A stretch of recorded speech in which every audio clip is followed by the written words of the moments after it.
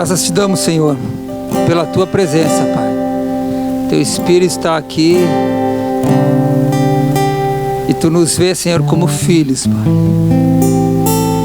Nós queremos, no mais profundo do nosso coração, Senhor Deus, devotar a ti um amor tal como um filho devota por um pai, Senhor. Mas na nossa pequenez, Senhor, nós muitas vezes nos atrapalhamos no nosso dia a dia, Senhor, e temos te colocado muitas vezes em segundo plano dos nossos afazeres, Senhor. Pai, mas que nessa noite, Senhor, a partir da tua palavra, algo mude no nosso coração, Senhor. Quando nós consigamos vir a eleger a prioridade, Senhor, da forma correta, onde tu és a primazia, está acima de todas as coisas, Senhor. Muito obrigado, Senhor, por ainda nos olhar, Senhor. Obrigado, Senhor, porque a tua misericórdia se renova a cada manhã, Senhor, e ainda está sobre nós, Senhor. Nós deitamos, dormimos, levantamos, Senhor. Estamos aqui porque tu tens nos sustentado, a tua destra tem nos mantido, Senhor.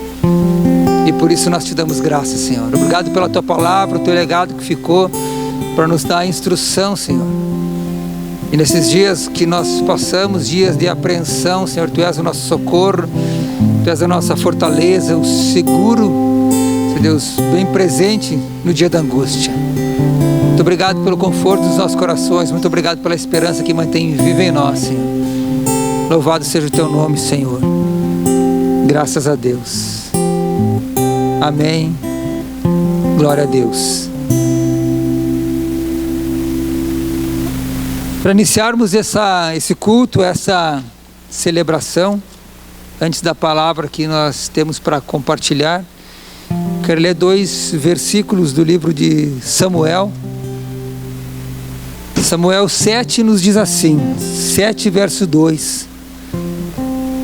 Aconteceu que desde aquele dia, a arca ficou em Kiriat Jearim, e tantos dias se passaram que chegaram a 20 anos.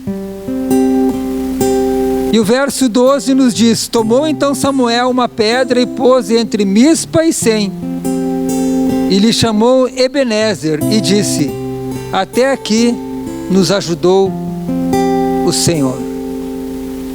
Houve um tempo em que a arca da aliança foi tomada de Israel pelos filisteus, levaram para suas terras, e então houve uma praga por causa dessa tomada da arca. Havia morrido o sacerdote Eli, seus filhos, e a praga chegou até os filisteus, então que eles intentaram devolver a arca para Israel, e levaram até um determinado local, e a arca permaneceu ali por 20 anos. Então Samuel edificou ali um altar e proclamou essas palavras: até aqui nos ajudou o Senhor. E ali era o início do retorno da arca. Depois desses 20 anos era o início do retorno da arca para Jerusalém. Amanhã, dia 26 de março, completa 20 anos que eu me batizei. 20 anos que eu ingressei nessa jornada de fé, eu juntamente com o pastor Mauro, nos batizamos juntos, e nessa jornada temos experimentado muitas coisas. E nós ali então, logo depois do nosso batismo, já éramos crentes, então, né? O que a gente queria era encontrar os outros crentes para dizer: a paz do Senhor, irmão. Nós encontrávamos alguns crentes, aqueles mais tradicionais, as mulheres de saia comprida, cabelo comprido, os homens com seus ternos. Paz do Senhor, irmão, né? Alguns respondiam, outros não, outros queriam saber de que igreja que a gente era para ficar, né, com esse linguajar de crente. Mas enfim, então agora nós éramos crentes. E um dia, certa noite, depois de um culto, eu e o pastor Mauro conversávamos, e ali o Senhor colocou as nossas esposas, a Luciana e a Marta, como testemunha. E um dia saiu da nossa boca a palavra: olha, um dia nós seremos pastores. Deus ouviu aquilo que nós falávamos. Na verdade ele já sabia daquilo, já havia algo marcado naquele lugar ali, na esquina da Avenida São Bento, na cidade de Carazinho, e o Senhor queria ouvir da nossa voz. E as coisas foram acontecendo nesse período, nesses 20 anos. E nós estamos caminhando em direção a Jerusalém, assim como a arca estava num local onde não era o local apropriado para ela. Mas então ela foi colocada num lugar e num período iniciou o retorno dela para Jerusalém depois desses 20 anos. Depois desses 20 anos, então, quando nós começávamos a nossa jornada, cheio de alegria, de amor pelas coisas, a igreja era uma igreja de chão batido ainda, e nós queríamos fazer muitas coisas, e nós encontrávamos os crentes mais antigos, né, os crentes velhos, e aí nos falavam: olha, gurizada, não é bem assim ainda, né, cara? Eu tenho 20 anos de crente, e sei como são as coisas. Eu pensava comigo: olha, um dia eu vou ter 20 anos de crente para ter a sabedoria que esse homem tem. Mas depois de 20 anos de crente, a gente vê que na verdade a gente não sabe nada. E o que mudou nessa jornada foi só o peso da responsabilidade que aumentou e ficou maior sobre nós. Mas ainda continuamos nessa jornada em direção a Jerusalém celestial, né? E cremos que até aqui o Senhor nos ajudou. Mas a jornada ainda continua, né, se assim o Senhor permitir e pela graça dEle. Estamos aqui hoje então para compartilhar um texto da palavra do Senhor, né? Me alegro pelo Senhor ter me mantido nos caminhos. Esses 20 anos foram 20 anos de muita alegria e outros de muita tristeza. Esses 20 anos teve dias em que a gente queria, tudo que a gente mais queria era ver a Deus, mas também teve momentos em que a gente estava desanimado. Esses 20 anos teve dias em que a gente tentou largar tudo, mas também teve dias que a gente disse: não, esse é o caminho mesmo, sabe? Experimentamos os milagres do Senhor, vimos milagres maravilhosos acontecerem, mas também vimos tempo de sequidão. Lutamos contra demônios, lutamos contra pessoas, lutamos contra nós mesmos, mas estamos aqui ainda pela graça do Senhor, para alcançar um dia a Jerusalém celestial. Chegou um dia que a arca voltou para Jerusalém, e aí houve festa, houve música e houve muita dança. E essa é a minha esperança, que depois desses 20 anos, quando entrar na Jerusalém celestial, que seja dia de alegria, dia que o nosso coração exulte diante do Senhor. Glória a Deus por isso. Mas a palavra que nós queremos compartilhar nessa noite está em Romanos, no capítulo 4. Romanos 4, do 1 ao 5. E a palavra assim nos diz: que pois diremos ter alcançado Abraão, nosso pai, segundo a carne? Porque se Abraão for justificado por obras, tem que se gloriar, porém não diante de Deus. Pois que diz a Escritura? Abraão creu em Deus e isso lhe foi imputado por justiça. Ora, ao que trabalha, o salário não é considerado favor, e sim dívida. Mas ao que não trabalha, porém crê naquele que justifica o ímpio, a sua fé lhe é atribuída como justiça. Romanos 4, 1 ao 5. O primeiro verso nos ensina e nos faz aprender uma distinção entre coisas celestiais e coisas terrenas. Que pois diremos ter alcançado Abraão, nosso pai, segundo a carne? Aqui o escritor faz questão de frisar o nosso pai segundo a carne, nos dizendo também que nós temos um pai celestial. Abraão foi justificado pela sua fé, não pelas suas obras. Bastava que ele cresce assim como ele creu. Mas Paulo, o escritor dessa carta aos Romanos, ele disse: olha, que as suas obras também têm uma glória, não diante de Deus, mas as obras dele também tinham a sua glória. Então nós entendemos a distinção entre as coisas celestiais e as coisas terrenas. E a palavra também nos ensina sobre os tipos de obra. Os judeus naquela época não tinham o mesmo conceito de obras que nós temos hoje, como obra de caridade, de ajuda, enfim, de cooperação. As obras que eles criam era cumprir os regimentos internos da sua religião, cumprir todos os preceitos, os dogmas da religião judaica. Isso era para os judeus fazer a obra. E se eles tinham nisso as obras, eles tinham uma glória nisso. E a glória que eles tinham era aquilo que eles mesmos buscavam.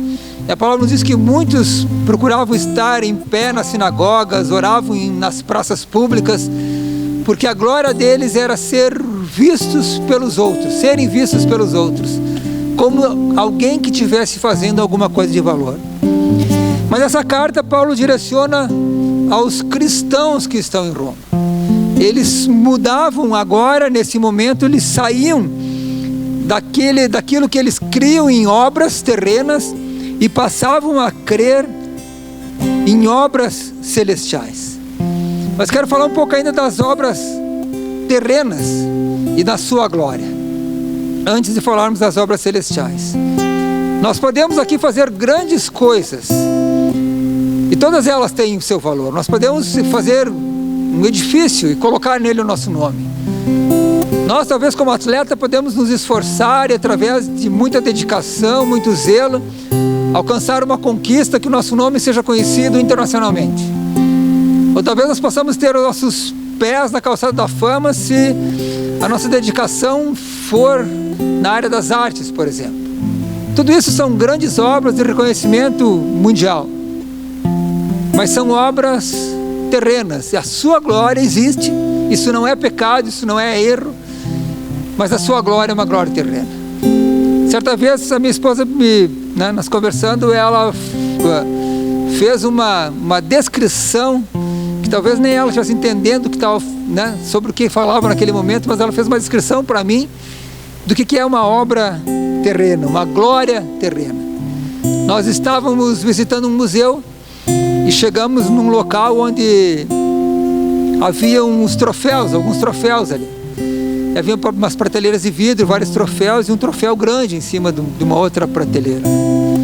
E havia ali também naquele museu uma senhora que cuidava da zeladoria ali, estava limpando todos aqueles negócios, Eu falava para minha esposa que conhecia aquele, era um piloto, de corrida, eu conhecia aquele piloto, E certa vez assisti uma corrida onde ele se acidentou e comentava com ela. Ela falou, pois é, o cara se esforçou a vida inteira, com dedicação, com zelo, conquistou o que ele queria, e aí morreu e deixou isso aqui para alguém ter que vir ainda tirar o pó todo dia. Pensei, puxa, mas que falta de consideração, com a conquista desse atleta, enfim, Eu conhecia, eu gostava, eu torcia por ele, eu tinha um pôster dele no meu quarto, na época, na juventude. Eu disse, mas como é que me vem falar isso, E aí a gente se dá conta que toda a conquista dele se resumia agora num objeto, em alguns objetos, mas talvez a maior, num objeto maior, de aço inox, talvez um pouco de prata, talvez um pouco de bronze, não sei que material tinha ali. Mas todo o esforço, a dedicação da vida dele estava colocada ali, naquele objeto. Tudo o que ele fez, se envolveu na sua vida, agora estava contido num objeto que, quando ele partiu, ele não conseguiu levar, e mesmo que se levasse, não teria proveito nenhum para a sua vida. A sua glória estava ali, a glória terrena.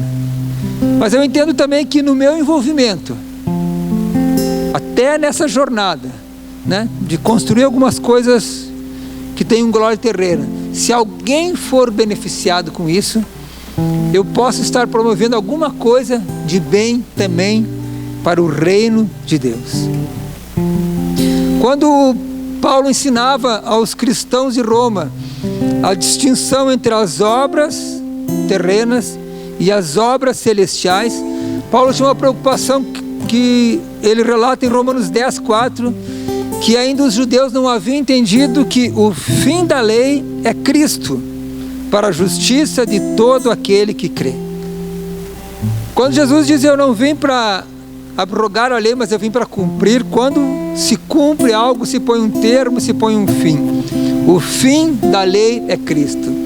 Aquelas obras, se continuassem sendo com as mesmas motivações, elas eram obras que não tinham proveito nenhum para o reino celestial.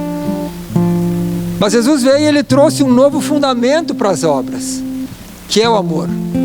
Então, se antes não se adulterava porque existia uma lei para não adulterar, agora Jesus fala: olha, você não adultera porque você ama a sua esposa. Se antes eles não furtavam porque havia uma lei que dizia que não era para furtar, e havia uma punição para quem furtasse, agora Jesus diz: olha, vocês não vão furtar porque vocês amam o seu irmão e não vão se apropriar do que não é vosso. Havia um novo ensinamento em relação às obras, e esse ensinamento, esse novo entendimento que eles tinham, exigiam deles, dos romanos, dos cristãos em Roma, exigiam deles uma mudança de atitude. Eu quero que você preste atenção nisso, que um momento de transição exige o desenvolvimento de novos hábitos. O momento de transição exige o desenvolvimento de novos hábitos. Guarde isso para você. E o verso 4 desse texto que nós estamos lendo, ele diz: ora, ao que trabalha, o salário não é considerado como favor, e sim como dívida. Quem paga o salário de algum trabalhador? Aquele que se beneficia do seu trabalho, o empregador. Se o meu trabalho é em favor do reino de Deus, é o próprio rei desse reino que me remunera. Você já parou para pensar nisso? O texto nos fala que é pela dívida. O Senhor se coloca como nosso devedor quando nós trabalhamos, fizemos alguma obra, algum trabalho em favor do reino. Ele próprio, como se coloca como devedor, Deus não fica devendo nada para ninguém. Ele mesmo paga. Interessante como Deus, ele se coloca quase que como abaixo de nós, né? Alguém que nos deve algo. Ele se coloca nessa posição. Quando nós trabalhamos, quando alguém trabalha numa empresa, o que vai garantir o pagamento do salário não é exatamente a obra que você faz, mas é a tua disponibilidade em estar ali para servir. Vou te dar um exemplo. Se você for contratado, alguém for contratado por um período de experiência de 1 mês, se nesse mês teu trabalho não render, você fizer coisas erradas, você, enfim, né, não produzir nada de valor, chega o final do mês, você pode ser demitido. Mas aquele mês o teu empregador precisa pagar o teu salário. Por quê? Porque tu disponibilizou um tempo ali em favor daquele propósito, daquele chamado que você teve e você aceitou. Então, as 8 horas que nós damos para a empresa, elas não são nossas. Nós vendemos em troca do nosso salário. Então, quando nós estamos na empresa, essas 8 horas, nós temos que fazer os trabalhos da empresa. Se nós usamos o tempo para ficar no nosso celular, para fazer qualquer outra coisa, nós estamos roubando um tempo que nós mesmos vendemos. É como se nós vendêssemos alguma coisa e não entregássemos. Mas por que a gente faz isso? Por que a gente precisa se dedicar naquelas 8 horas em favor da empresa? Por causa do nosso caráter. Eu não trabalho, ou eu não devo trabalhar pelo salário. Eu devo trabalhar porque alguém confiou a mim uma responsabilidade, e pelo meu caráter, nós precisamos ter o caráter parecido com o caráter de Cristo, né? Andar até chegar à estatura de varão perfeito, alcançar o caráter o mais próximo possível do caráter de Cristo. Então nós precisamos respaldar essa responsabilidade e confiar em nós. Não trabalhamos pelo salário, nós não trabalhamos só pela recompensa, mas porque existe um propósito e nós nos submetemos a cumprir esse propósito. Por isso nós temos uma base então para crer que todo o nosso tempo empregado em algum trabalho haverá uma remuneração. E se esse trabalho for em favor do reino, o Senhor nos alcança. Provérbios 19:17 diz: empresta ao Senhor o que se compadece do pobre, e Ele lhe pagará o seu benefício. É a famosa, em outra tradução, aquele que dá aos pobres e empresta a Deus. Quando você empresta ao pobre, na verdade você não empresta ao pobre. Se ele é pobre, você sabe que ele não vai conseguir te pagar. Você dá ao pobre. E Deus toma isso como uma dívida e Ele se faz o teu devedor. Então nós precisamos responder essa confiança que foi depositada em nós. E quando nós entendemos que o Senhor também confiou uma responsabilidade a nós, em alguma virtude que Ele nos colocou, em alguma atividade que Ele abriu a possibilidade que a gente trabalhe, seja ela em favor do reino, nós podemos saber que Ele nos chamando para o trabalho, Ele se encarrega de alguma forma, na sua forma, justa forma, de nos remunerar. Ele nos fala de um princípio de justiça. Trabalhou, recebeu. Muitas pessoas associam isso à lei do plantio e da colheita. Plantou, colheu. Mas eu associo a uma outra condição. Eu creio que a lei do plantio e da colheita, ela não se aplica a todas as coisas na nossa vida. Mas tem uma outra condição que nos ensina um princípio de justiça, né? Talvez quem trabalhe com administração, contabilidade, conheça o método das partidas dobradas. O método das partidas dobradas nos diz que numa empresa, para cada transação, para cada movimentação, né, essa movimentação precisa ser lançada em duas contas. Para cada débito existe um crédito. Sempre. Isso é um padrão, no mesmo valor. Se você precisa numa empresa pagar um funcionário, você lança a saída do caixa, mas também lança a quitação da conta despesas com funcionários. Se você recebe um dinheiro, você lança a entrada desse dinheiro no teu caixa ou banco, e você lança também a contrapartida dessa conta, né? Se você receber um dinheiro, você baixa uma dívida que alguém tinha para contigo, um crédito a receber ou uma venda de mercadoria, alguma coisa. Esse princípio nos ensina a justiça, porque o valor de débito e de crédito é exatamente igual. No final, a conta tem que fechar em zero. 0 a 0. Tanto débito quanto crédito, ativo e passivo tem que fechar em zero. Esse princípio de justiça, ele não abre margem nenhuma. E depois que a gente entende essa lógica, que não é muito difícil de entender, nós vemos que não há possibilidade de 1 ser 1,1 ou de ser 0,9. 1 é 1, 2 é 2. E esse princípio de justiça, o Senhor coloca nessa condição de que quando se faz alguma coisa, se recebe algo por aquilo que fez. A lei do plantio e da colheita, eu penso que ela não deve ser atribuída a todas as coisas na nossa vida, porque ela não nos dá garantia.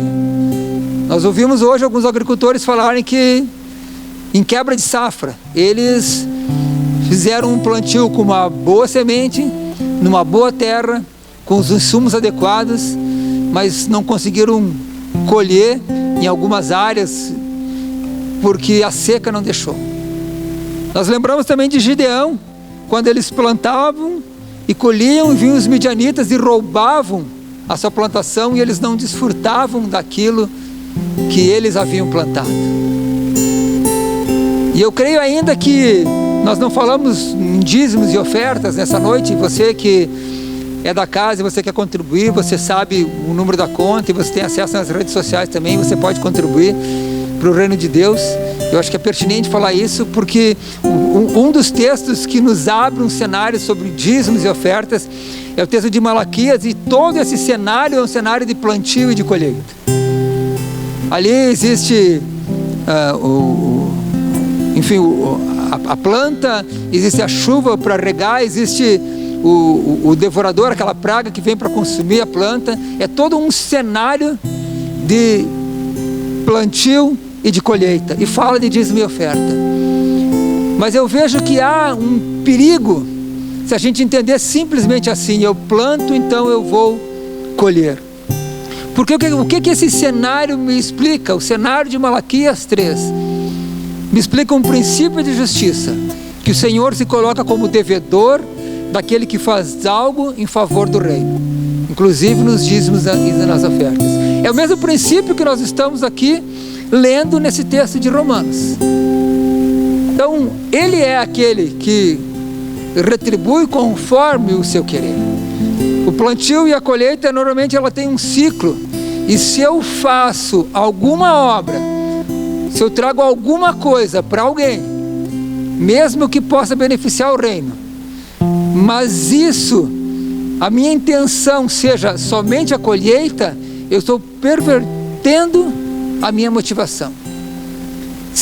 E não existe quem plante que não queira colher. Por isso que eu entendo que existe um outro princípio de justiça que a gente deve aplicar para tudo aquilo que a gente faz para o Senhor, para as obras que a gente faz. Porque se nós esperamos somente pela colheita, então eu não planto, eu não ofereço algo, eu não ofereço um serviço, eu não trago algo, eu não me envolvo com algo que proporciona um benefício para outras pessoas e favorece o reino. Mas eu me movimento porque eu vou ter uma recompensa. E aí eu começo a quebrar alguns princípios. Se eu dou 10 para ganhar mais 10, opa, então o negócio é bom, eu vou dar 20 para ganhar mais 20. E aí a minha motivação está pervertida. Eu não posso fazer nada, mesmo que eu saiba que o Senhor retribua, pensando somente na retribuição. Mas eu tenho que pensar qual que é o princípio que move aquilo. O que que estabelece? Quando Jesus veio modificar a estrutura da lei, botar o pilar do amor, é isso que Ele nos ensina. Nós devemos fazer as coisas baseado no pilar do amor, no pilar da compaixão. 2 Coríntios 9:7 diz: cada um contribua segundo o propósito no seu coração, não com tristeza ou por necessidade, porque Deus ama o que dá com alegria. Quando eu ofereço algo, pode ser um valor, pode ser um serviço, alguma coisa que eu penso que é em favor do reino, como os judeus pensavam, eu quebro alguns dos princípios, e um dos princípios que eu quebro é o princípio da liberalidade que está contendo nesse texto. Cada um contribua conforme propôs no seu coração. É importante a gente entender que haverá uma recompensa, mas eu não me movo pela recompensa. Nós não somos caçadores de recompensas, nós somos agentes do reino. E se o Senhor quiser nos recompensar ou se não quiser, Ele vai continuar sendo Deus. Mas nós precisamos nos envolver com as virtudes que o Senhor nos colocou, as possibilidades que Ele nos deu, as portas que Ele abriu para que a gente avance como reino, nos envolvermos. A recompensa dele, Ele nos promete, mas deixa com Ele. É dívida daquele que nos arregimenta, então é problema dele. Deus que se resolva com as suas dívidas.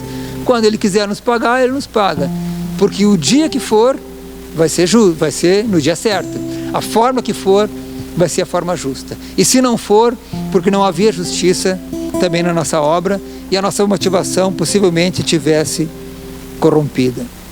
Tudo que fizerdes, texto de Colossenses 3:23, tudo que fizerdes, fazei de todo o coração como ao Senhor, e não como quem faz aos homens. Fazei de todo o coração. O espírito da voluntariedade, da espontaneidade, da liberalidade. Faça porque acredita que há valor naquilo que tu faz. E o texto que nos fala: buscar-me-eis e me encontrareis quando me buscares de todo o coração. Muitas vezes nós não encontramos o Senhor porque nós não buscamos de todo o nosso coração. Existe um texto de Coríntios, 1 Coríntios, capítulo 7, que é um tratado sobre casamento e sobre relacionamento, e o Senhor nos fala algo que nos choca. E Ele nos diz assim, 1 Coríntios 7, 33 e 34: mas o homem, o que se casou, ele cuida das coisas do mundo, de como agradar a esposa.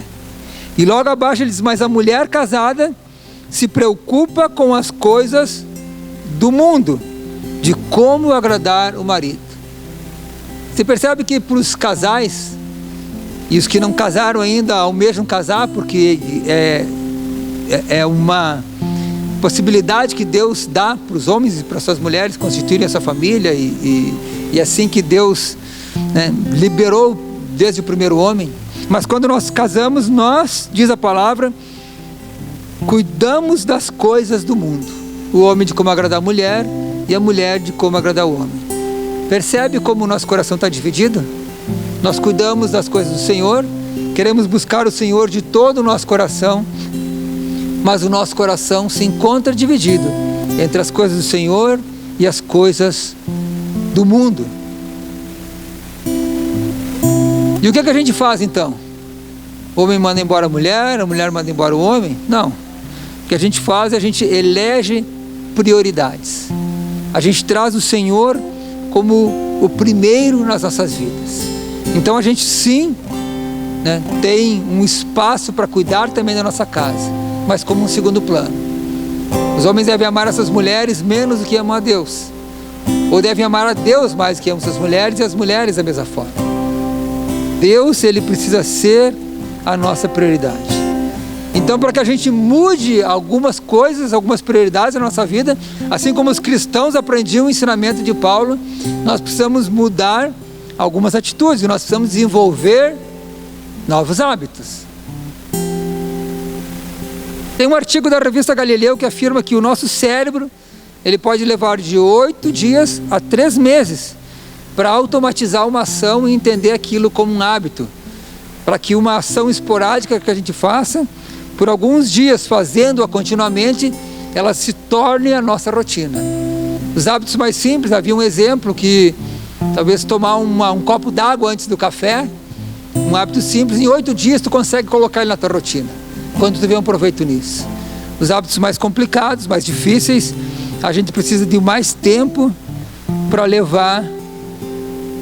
fazer com que ele se torne um hábito realmente, né? Então nós temos um exemplo prático. Eu estou em casa, na quarentena, e aí eu tenho várias coisas para fazer. Eu posso ficar meu tempo no celular, ou na TV, lendo algum livro, orando, lendo a Bíblia, não fazendo nada, arrumando a casa, e um monte de coisa para fazer, sabe? E o que nós escolhemos fazer normalmente? Todas as coisas que nós escolhemos fazer, elas são a partir de uma necessidade ou de uma urgência. Nós podemos pensar assim, bom, normalmente a mulher pensa assim, vamos arrumar a casa primeiro, depois que a gente arrumou a casa, a gente pode sentar na casa limpa, confortavelmente, e vamos ler a Bíblia. Pode pensar assim, o homem pode pensar assim também. Mas se existe algum problema de alguma enfermidade, alguma coisa na casa, a primeira coisa que a gente vai fazer é orar. Não importa como que está a casa, não importa como estão as outras coisas. Então, por necessidade ou por urgência, é que nós fazemos as nossas escolhas, né? Nós vemos em Mateus 4, no episódio da tentação de Jesus, o tentador usa uma suposta necessidade de Jesus, ou um suposto desejo dele, né? Suposta necessidade de fome, um suposto desejo de que reinasse, né? Diz, olha, se prostrado me adorares, eu te darei todos os reinos dessa terra. Ele propõe uma troca. Então nós precisamos fazer trocas nas nossas vidas. Nesse mesmo artigo da revista Galileu, ela fala que a coisa mais difícil para se adquirir novos hábitos é querer abandonar os antigos, a partir de pesquisas que fizeram. Se nós não quisermos abandonarmos os antigos hábitos, se nós quisermos continuar fazendo as mesmas coisas da maneira que nós sempre fizemos, nós não vamos conseguir incorporar algo novo na nossa vida. Nós precisamos nos despojar, assim como a palavra fala, despojando-se do velho homem, né? Nos despojar, jogar algumas coisas fora, jogar algumas coisas no lixo, né? Para que a gente consiga trazer coisas novas para a nossa vida. E nós estamos num momento em que, né, nesse ordenar de prioridades, né, trazendo Deus como o principal foco das nossas vidas, né? Trazendo Deus novamente para nossas casas, nós podemos olhar sim agora nesse período de onde estamos nas nossas casas de quarentena, olharmos para a nossa família de uma forma que nós não tínhamos olhado ainda. Talvez nós fomos sempre dedicados na nossa oração, nos nossos cuidados, mas talvez nós não tínhamos ainda tirado um tempo para orar a família toda junta. Talvez ainda não tivéssemos tirado um tempo para conversarmos sobre coisas mais profundas do dia a dia. Nós experimentamos no nosso devocional essa manhã, lá em casa, né, uma conversa sobre... A minha filha trouxe o devocional e aquilo nos impeliu para uma palavra sobre os medos, os receios, do dia a dia, e nós começamos a conversar um com o outro sobre os nossos medos, o que nos tira o sono, o que nos perturba durante a noite, o que nos incomoda. Eu falei para minha filha, para o meu filho, para minha esposa, alguns medos alguns temores noturnos que por vezes, né, me acometem.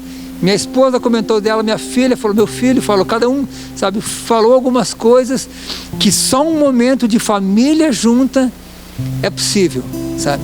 E a partir disso nós começamos a nos conhecer um pouco mais, a nos abrirmos um pouco mais. Isso também nos traz uma aproximação. É importante nós entendermos o que nós precisamos fazer nas nossas casas nesse dia. O que nós precisamos arrumar na nossa casa nesses dias, entre nós como família. Eu lembro do texto também de 2 Reis 20, e o texto nos fala assim, lembrei desse texto hoje, enquanto fazia as anotações, e o texto de 2 Reis nos diz assim, ó: naqueles dias adoeceu Ezequias mortalmente, e o profeta Isaías, filho de Amós, veio a ele e lhe disse: assim diz o Senhor, põe em ordem a tua casa, porque morrerás.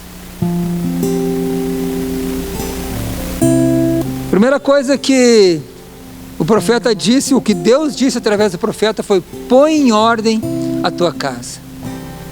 É como se ele dissesse assim para Ezequias: Ezequias, tu vai morrer, tá? Tu já está na cama, já está no leito de enfermidade, e como é que está a tua casa? E quando tu morrer, como é que vai ficar a tua conta no banco? A tua esposa sabe a tua senha? A tua esposa tem a senha da poupança das crianças? Onde é que está a escritura da casa? Os documentos das nossas coisas, onde que estão? Como tu tem lidado com o nosso dinheiro, com as aplicações, com essas coisas do dia a dia? Tu morre, tu leva tudo isso. E aí Ezequias, né, morreria, além da tristeza para sua família, ele deixaria trabalho, preocupação e dívidas para sua esposa. Fica tranquilo, eu não estou profetizando morte para ninguém, porque Ezequias não morreu. O Senhor mandou o profeta voltar quando estava no pátio da casa dele ainda. O profeta anunciou a morte, saiu, e Deus falou: não volta que eu vou acrescentar anos de vida.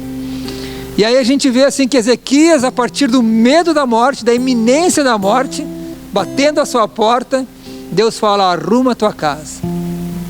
É um momento muito parecido com o momento que nós passamos hoje. A morte está batendo as portas, a morte está nas ruas, no mundo inteiro. E o Senhor tem nos colocado como que confinado dentro das nossas casas, para que as nossas casas sejam arrumadas, para que nós consigamos voltar ao princípio das coisas.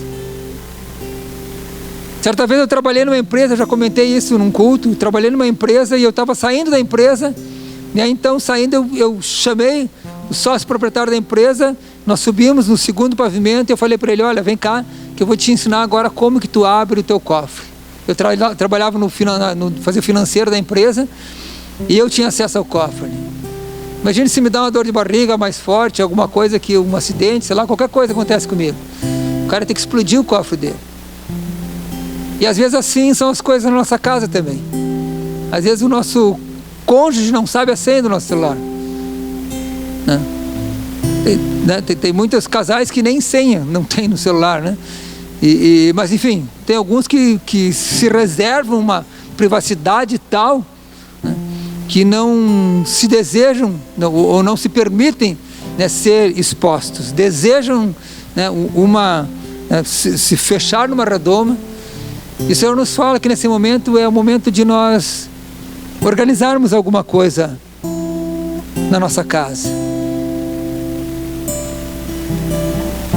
Nós estamos num momento onde o receio da morte, né, talvez o susto, e talvez o que Deus tenha feito isso em Ezequias, lhe promovendo esse susto para que ele se organizasse. É o momento em que nós precisamos olhar para as nossas vidas, para nossas casas, e encontrar algumas respostas. O que nós devemos abandonar na nossa mudança de hábitos para que coisas de maior valor entrem nas nossas casas? O que rouba o nosso tempo, o que rouba a nossa mente, o que nos influencia? E quais são os novos hábitos que nós devemos desenvolver? O Senhor quer nos ensinar que é necessário, sim, nós reordenarmos as nossas prioridades.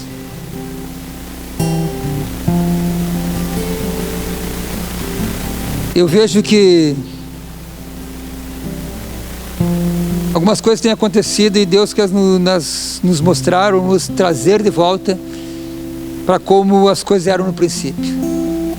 Certa vez perguntaram para Jesus: olha, Moisés nos deu uma carta permitindo que nós nos divorciemos das nossas mulheres. E o que tu diz disso? Perguntaram para Jesus. E Jesus disse: olha, Moisés permitiu isso por causa da dureza do vosso coração. Mas no princípio não era assim. Tem muitas coisas que nós vivemos hoje, momento que nós passamos, que nós vivemos debaixo de uma permissão de Deus.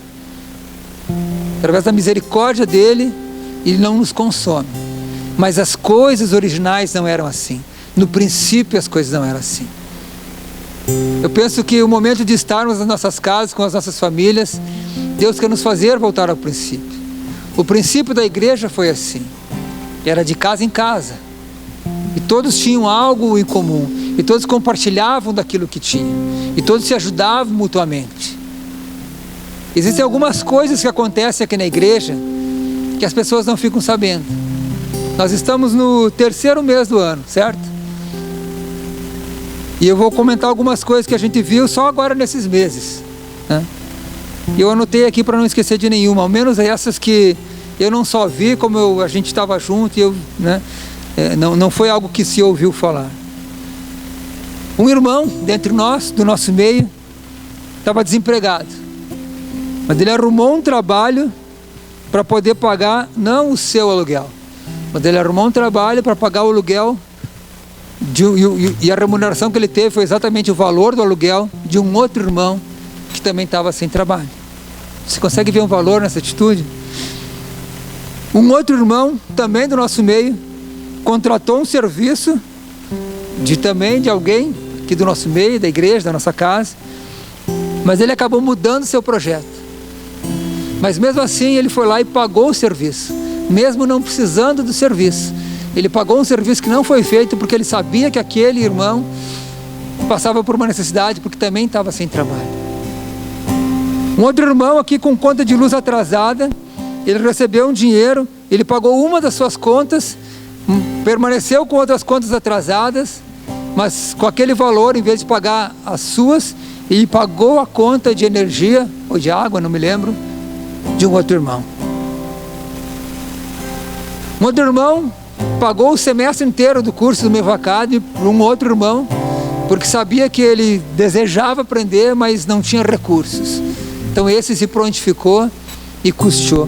O próprio Mevacad, desde que nós iniciamos, nós estamos no 3º ano agora, em todos os semestres, um valor que seria de retorno para a escola, para organizar a formatura, ou enfim, para alguma outra despesa, né? Esse valor tem sido usado para financiar ou para subsidiar cursos de algumas pessoas que querem aprender, mas que não têm recursos.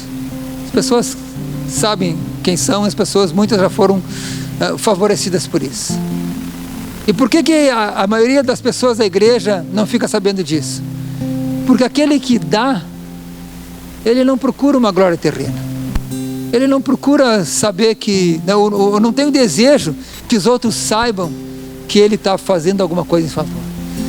Porque ele sabe quem que é o galardoador. Mas muitos também fazem não por recompensa nenhuma, fazem para cumprir princípios, porque sabem que aquele movimento deles favorece alguém, favorecendo alguém, eles também favorecem o reino. Aqueles que recebem também não contam, porque também sabem que aquele que deu não procura a glória eterna, mas procura fortalecer o reino, né?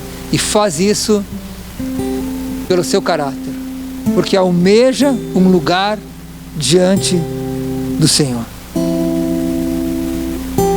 não por recompensa. Isso não é problema nosso, né? Existe a glória terrena, podemos construir muitas coisas, edificar muitas coisas, saber muitas coisas, Mas o texto de Jeremias 33:3 nos fala: clama a mim, eu te responderei, diz o Senhor, e eu te mostrarei coisas grandes e firmes que não conheces. Nós podemos, com a força do nosso braço, com a nossa dedicação, com o nosso zelo, fazer coisas grandes, mas elas no plano terreno, todas elas vão ser abaláveis, ou pelo tempo, ou por alguma coisa. Mas quando ela vem do Senhor, elas são firmes, elas não se abalam, e elas duram para sempre, para toda a eternidade. Que essa mensagem nessa noite possa te estimular na mudança de hábitos, no viver não por recompensa, mas no viver cumprindo princípios, estabelecendo alastrando as estacas do reino, esticando as cordas, aumentando o domínio do Senhor. Porque nós sabemos que o mundo jaz no maligno, e o maligno tem operado de forma eficaz muitas vezes. Não adianta nós esperarmos que o mundo melhore, porque dias piores virão. E o que a gente sabe é que o Senhor nos guarda, e que os propósitos dele vão se cumprir nas nossas vidas e na vida de todo aquele que crê.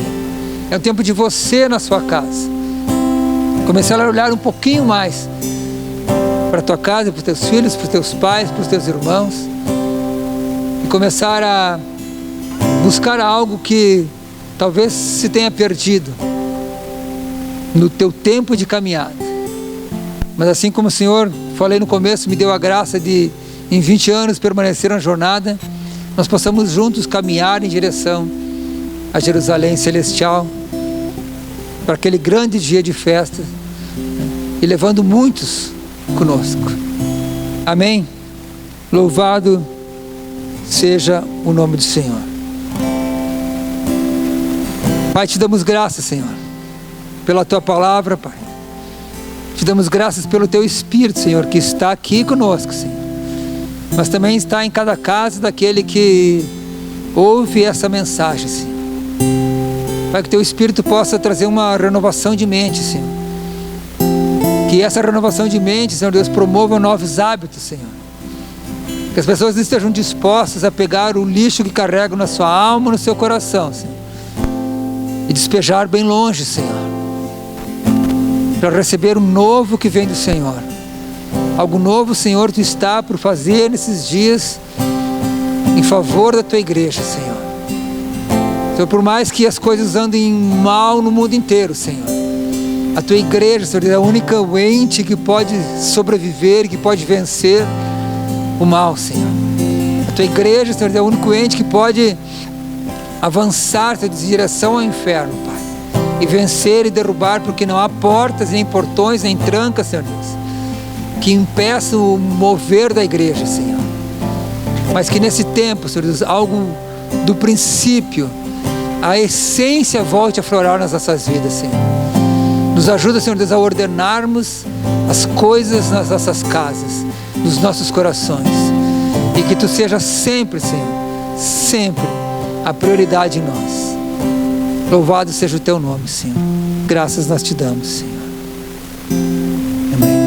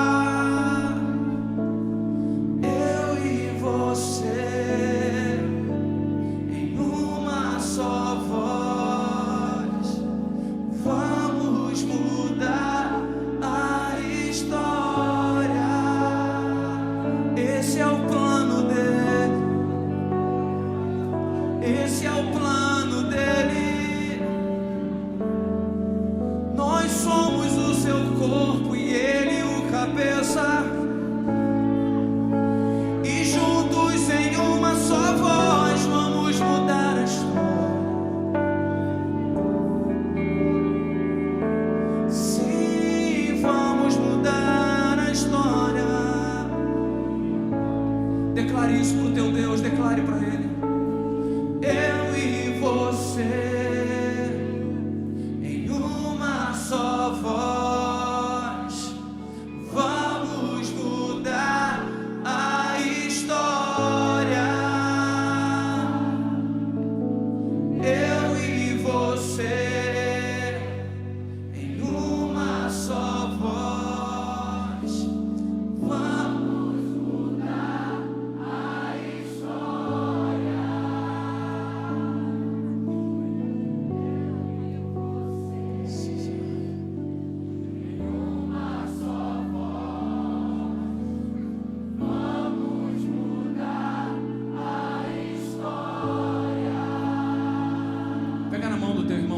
lado.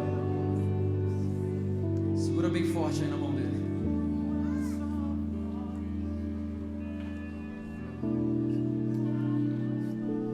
Quando nós estamos conectados através de Cristo, estamos conectados ao Pai. Entendemos que somos um só com Ele. Em nós flui a voz do Senhor, mas também aqui na terra, em unidade com os nossos irmãos, em uma só voz, nós avançamos com o reino de Deus e mudamos os ambientes onde nós vivemos. Você e esse querido irmão e essa querida irmã que está aí do teu lado, vocês juntos podem mudar a história da nação brasileira. Juntos clamamos pelo Brasil, dizendo: perdoa-nos, Pai. Perdoa-nos o tempo em que estivemos disputando um com os outros. Perdoa-nos o tempo em que estivemos preocupados com as nossas placas denominacionais. Perdoa-nos o tempo em que ficamos vendo quem é que tem mais unção do que o outro, quem é que tem a composição, a canção mais bonita. Não, nós não somos competidores, nós somos companheiros no reino de Deus. E nós vamos avançar juntos e vamos sim, de fato, mudar a história. Então, com convicção, aperta a mão do teu irmão.